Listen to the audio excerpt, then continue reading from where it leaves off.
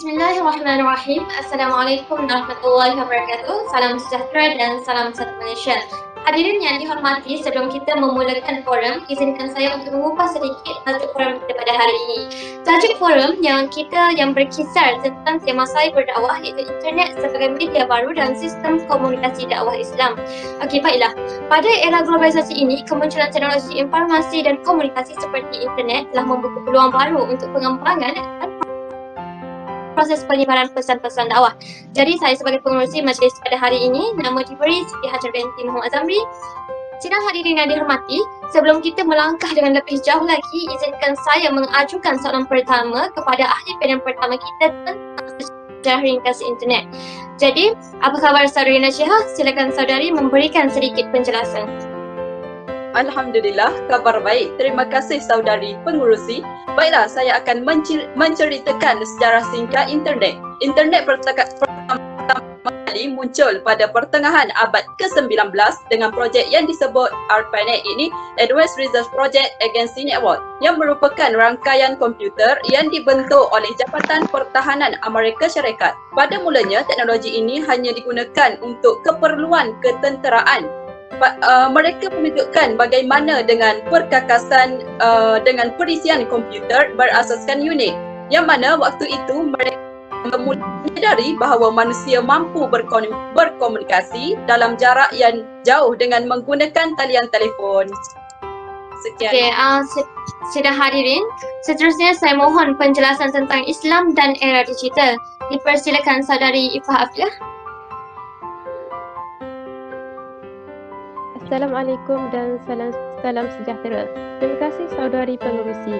Sidang hadirin yang dihormati, baiklah, sekarang saya akan menerangkan sedikit mengenai Islam dan zaman digital. Internet sebagai media komunikasi dan maklumat global mempunyai pengaruh terhadap penyebaran ajaran Islam di dunia. Perkembangan teknologi komunikasi dan maklumat memberi peluang kepada umat Islam untuk menggunakan teknologi dengan lebih baik. Kehadiran internet memberikan alternatif dalam penyebaran ajaran Islam. Salah satunya ialah internet adalah ruang untuk seseorang mencari jawapan bagi masalah agama.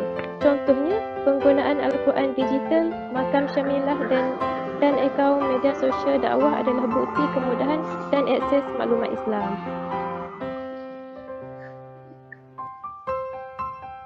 Okey, terima kasih. Oleh itu, soalan saya seterusnya kepada ahli panel ketiga kita, saudari Zulaikha, tentang internet sebagai new media of dakwah. Dipersilakan saudari. Terima kasih kepada pengerusi majlis. Baiklah, seperti sedia maklum, penggunaan internet sebagai media dakwah semakin menjadi perhatian pada masa kini. Hal ini kerana internet dilihat menjadi pilihan oleh penerima dakwah dalam kehidupan seharian mereka. Oleh yang demikian, semakin ramai pendakwah yang menggunakan internet sebagai medium dakwah mereka kerana dipercayai dapat menyebarkan mesej-mesej Islam dengan berkesan melalui cara-cara yang baru. Sebenarnya, banyak kebaikan penggunaan internet sebagai media dakwah, antaranya ialah internet merupakan media yang bersifat terbuka di mana boleh dicapai oleh sesiapa sahaja termasuk para mad'u secara bebas. Akhir sekali, internet mengandungi pelbagai maklumat yang dapat dicapai dalam jangka masa yang singkat yang mana memudahkan para mad'u untuk memperoleh maklumat. Sekian. Okey, terima kasih saudari Zulaikha. Jadi perbincangan kita ini tidak akan sempurna jika kita tidak dapat mendengar kesimpulan ataupun harapan daripada ahli panel terakhir kita, iaitu Siti Aisyah. Silakan saudari. Terima kasih kepada saudari pengerusi majlis.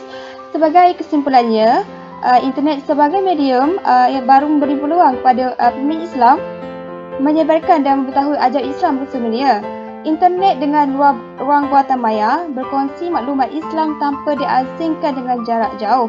Cyber dakwah iaitu ruang maya yang digunakan untuk menjalankan aktiviti amal ma'ruf dan nahi munkar. Dengan cara yang positif, internet telah menjadi media baru untuk dakwah Islam yang dapat menyampaikan mesej ajaran Islam dengan cara yang berkesan, terbuka, mudah diakses baik dari segi wilayah, ruang dan waktu. Oleh itu, cyber dakwah telah menjadi kaedah untuk menyebarkan risalah Islam di era digital. Baiklah, kerana masa amat mencemburui kita, rasanya cukuplah itu sahaja yang dapat saya simpulkan daripada forum kita pada hari ini. Okey, jadi terima kasih kepada semua ahli panel yang sudi hadir untuk membicarakan tentang forum cyber dakwah. Jadi dan saya mewakili kepada semua ahli panel mengucapkan setinggi-tinggi terima kasih kepada semua hadirin. Jadi harapan saya supaya forum ini dapat memberi informasi bermanfaat buat semua hadirin yang dihormati. Dengan itu saya mohon mengundur diri. Sekian wabillahi taufiq wal hidayah. Wassalamualaikum warahmatullahi wabarakatuh. Salam sejahtera dan salam satu Malaysia.